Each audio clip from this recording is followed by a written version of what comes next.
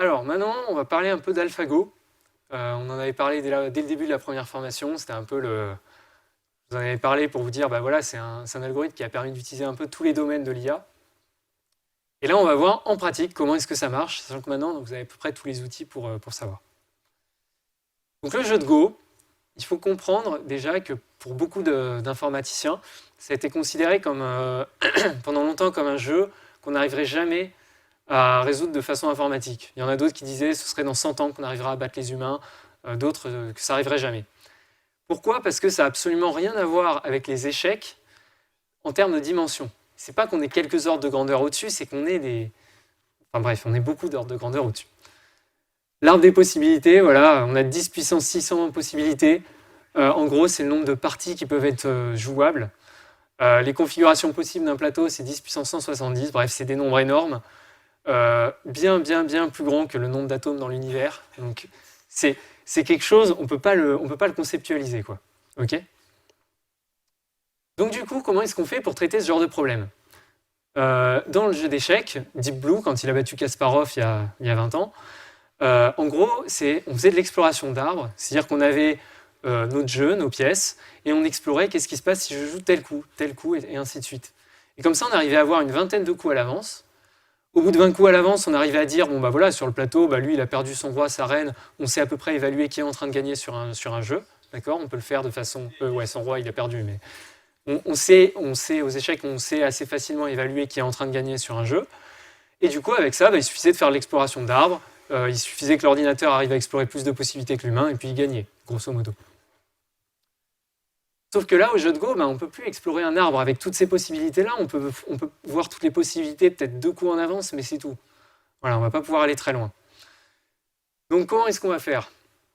Et bien, on va essayer de voir un peu comment raisonnent les humains et faire un petit peu pareil. Donc les humains, comment ils font pour jouer? Ils n'imaginent pas toutes les possibilités, bien sûr. Ils ont une certaine intuition. C'est-à-dire qu'ils vont se dire, bon bah, voilà, moi je réfléchis même pas à ce qui va se passer si je joue là, parce que c'est débile de jouer là. Donc déjà, il a une intuition qui va lui dire, ok, je vais étudier tel et tel coup, mais je vais réduire un peu le champ des possibles. Et ensuite, il y a quand même dans la façon dont raisonne l'humain, il y a quand même cette idée de conséquence des coups, c'est-à-dire qu'on va quand même réfléchir, bon, voilà, si je joue là et qu'après lui joue là, qui va être en train de gagner? Voilà, donc il y a un petit peu ces deux notions-là.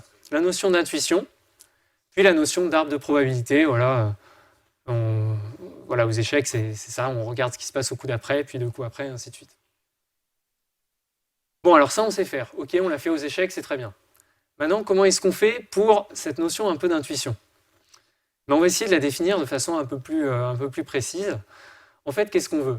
On voudrait, à partir d'un jeu donné, avoir une idée des coups intéressants, d'accord? C'est-à-dire, c'est ce que je disais tout à l'heure. Par exemple, là, ça n'a aucun intérêt de jouer là, donc je ne vais pas explorer cette branche de l'arbre, ça n'a pas vraiment de sens.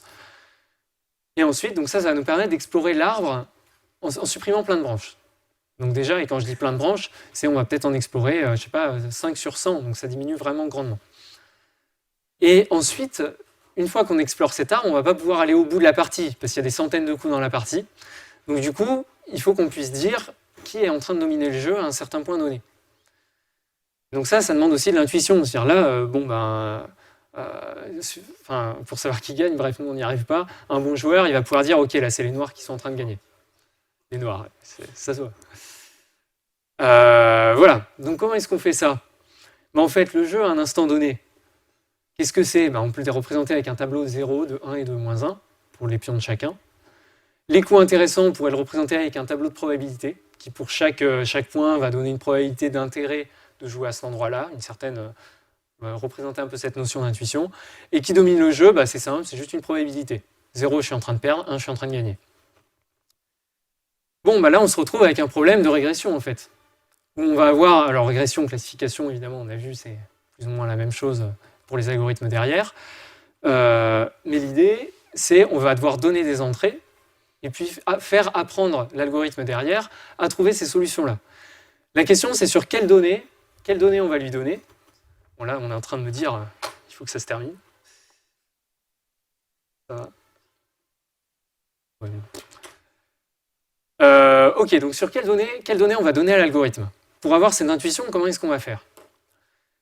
Bon, bah, la première idée de DeepMind, qui a fait AlphaGo, ça a été de prendre plein de parties, de faire jouer des champions du monde au jeu de Go, d'enregistrer toutes les parties, et de voir quel coup ces champions du monde jouaient. Et du coup, qu'est-ce qu'ils ont fait? Ils ont donné en entrée, pour le jeu de données, en quoi il consistait, en entrée à un plateau. Et la sortie, en probabilité de gagner, on donnait qui a gagné à la fin. C'est-à-dire que si c'est moi qui ai gagné contre l'autre, on va prendre tous les jeux qu'il y a eu au cours de la partie. Et pour tous ces jeux, on va entraîner l'algorithme à trouver 1, parce que j'ai gagné. Okay, et on va aussi l'entraîner à trouver 1 pour les cases sur lesquelles j'ai joué. C'est-à-dire, puisque j'ai gagné, c'est forcément que j'ai bien joué.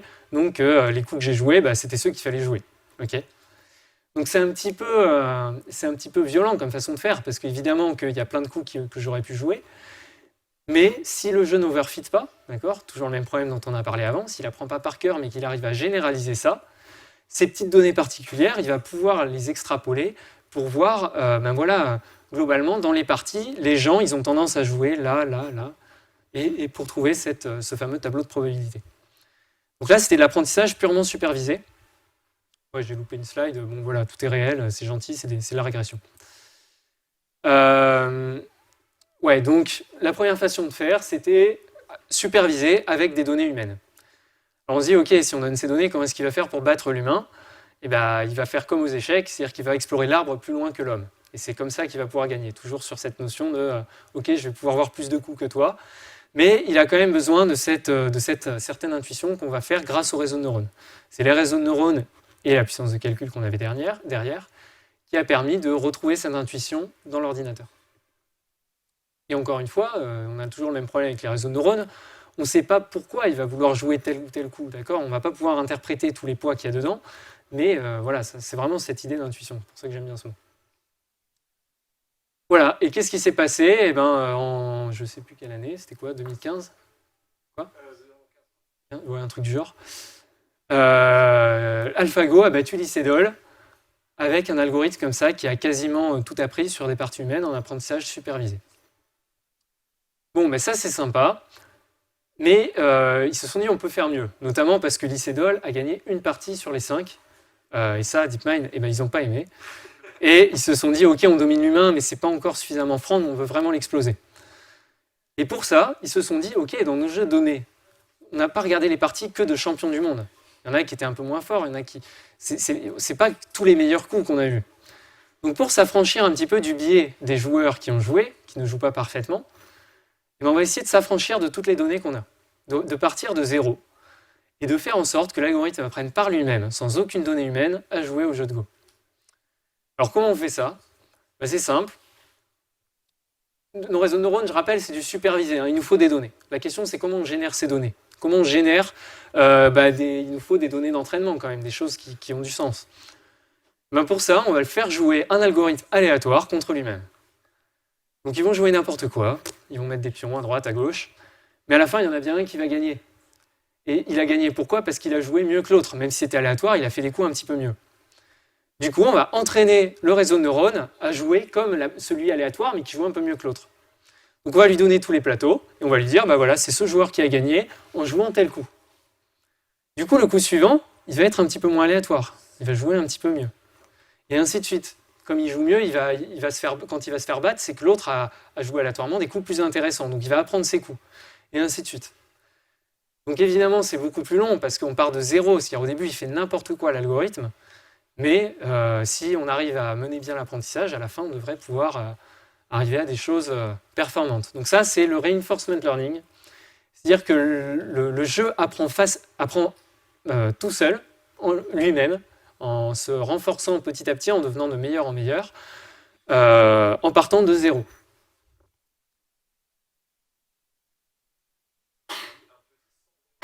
Mais justement, j'y viens.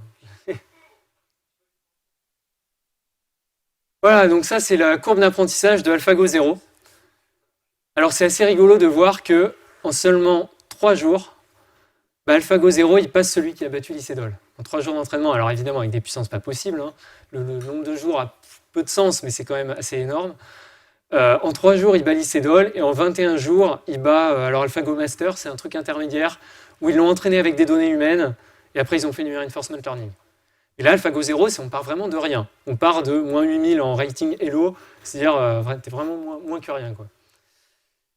Et voilà, et donc après, il a battu 100 à 0 le AlphaGo Lee qui avait battu Licedol, mais c'est même pire que ça, l'évolution qu'il a fait. Ok, donc après, ils se sont dit, bah tiens, on va regarder un peu comment il joue. Donc au début, il fait n'importe quoi, au bout de 3 heures. Voilà, il joue aléatoirement, il se concentre sur des choses petites. Après, il va pouvoir voir le jeu de façon un peu plus générale, des coups un peu plus grands. Et après, il est même capable de gérer différentes zones du terrain de façon indépendante. Donc il y a vraiment une grande réflexion derrière qui s'est menée. Donc, pour revenir un peu sur quoi on avait commencé, bah, AlphaGo, en fait, il se trouve un petit peu dans tous ces domaines-là. C'est-à-dire qu'il y a le réseau de neurones qui a permis de développer ce côté intuition, de savoir quel coup jouer, quelle partie de l'arbre explorer. Mais l'arbre, ça reste quand même une base de l'intelligence artificielle. On sait faire ça depuis très longtemps, l'exploration d'arbres. La question, c'était comment évaluer les positions. Et il y a aussi du machine learning de façon plus générale qui a été utilisé pour optimiser les paramètres. C'est-à-dire combien de couches, quels paramètres d'entraînement pour nos réseaux de neurones. Ben là, ils ont fait du petit machine learning beaucoup plus simple. Donc voilà, c'est vraiment un exemple qui a tout utilisé. Et donc voilà, donc c'est quasiment fini. Pour finir, je voulais finir là-dessus parce que je trouve ça vraiment fantastique. Et ça montre pourquoi le reinforcement learning est aussi extraordinaire. Les gars se sont dit, bon, bah, maintenant qu'on a un truc qui bat absolument tous les algorithmes qu'on a fait jusqu'à présent, en partant de zéro, c'est-à-dire qu'il n'a pas appris sur des données humaines, ben on pourrait essayer de voir quel coup est-ce qu'il a joué pour gagner aussi bien. Donc les gars ont représenté la fréquence de petits coups qui sont régulièrement faits dans le jeu de Go, voilà, que vous ne connaissez probablement pas, mais qui sont des coups très utilisés. Et ils regardent au fur et à mesure de l'entraînement de l'algorithme, à quelle fréquence il a utilisé ces coups-là. Donc ça, par exemple, ces deux-là, c'est des choses qui sont utilisées, on les apprend à peu près aux débutants, c'est des trucs assez simples, surtout celui-là, de ce que j'ai compris. Et c'est des trucs, voilà, le débutant, il apprend ça parce que ça lui permet rapidement de gagner. Et on voit qu'en fait, il a fallu 40 heures, voire plus, pour découvrir ce coup-là. AlphaGo, il l'a appris très tard par rapport à d'autres configurations.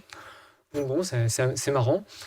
Ce qui est encore plus marrant, c'est que ces deux coups-là, c'est des coups que les champions du monde essaient de caser dès qu'ils peuvent. Parce que c'est des coups absolument énormes qui permettent de gagner plein de parties. Et là, qu'est-ce qu'on voit ? AlphaGo, il a appris à utiliser ces coups-là assez tôt, finalement. Il s'est dit, ouais, c'est super, je gagne plein de parties avec, donc il a utilisé de plus en plus. Puis après, pouf, il se met à l'utiliser de moins en moins. Pourquoi ? Sûrement parce qu'il a trouvé des méthodes bien plus performantes, notamment celle du haut. Là, on voit qu'à la fin, les fréquences elles sont vraiment proches de zéro, il l'utilise presque plus. Et donc, en fait, par le reinforcement learning, on voit que AlphaGo, il a réappris le jeu depuis zéro, et de façon complètement différente que ce que les humains ont appris. Donc, en fait, c'est comme si on reprenait une humanité, on leur faisait apprendre à jouer au jeu de Go, et on regarde de quelle façon différente ils vont se mettre à jouer. Et donc aujourd'hui, ce qui est passionnant, c'est qu'il y a plein de joueurs de Go qui s'amusent à éplucher les parties jouées par AlphaGo pour essayer de comprendre un peu ce qu'il fait. Parce qu'il y a des coups encore qui surprennent énormément. Pendant une partie de AlphaGo, à un moment, les gars ils se sont dit ça y est, ils sont foutus, l'algorithme a joué un coup complètement débile, il va perdre la partie. Les gars étaient complètement dingues devant ce coup-là. Et en fait, à la fin, il a gagné la partie. Alors on pense que ce coup-là a forcément joué un rôle, parce que ça a déstabilisé l'adversaire, peut-être, on ne sait pas. Mais c'est tout ça qu'ils cherchent à comprendre aujourd'hui. Donc un intérêt du reinforcement learning, c'est qu'on s'affranchit, on a beaucoup parlé du biais dans toute la formation, là on s'affranchit d'énormément de biais, notamment du biais humain, et donc on peut avoir quelque chose de beaucoup plus pur. Donc ça, c'est utilisé de plus en plus dans les jeux, maintenant il n'y a quasiment que ça, et même dans le monde professionnel, on utilise de plus en plus reinforcement learning. Et donc, Mathis aura l'occasion de vous faire des formations là-dessus très bientôt. Et en projet, on va en faire. J'ai vu qu'il y en a plein qui voulaient faire des trucs sur des jeux. Donc, ce sera un peu inévitable.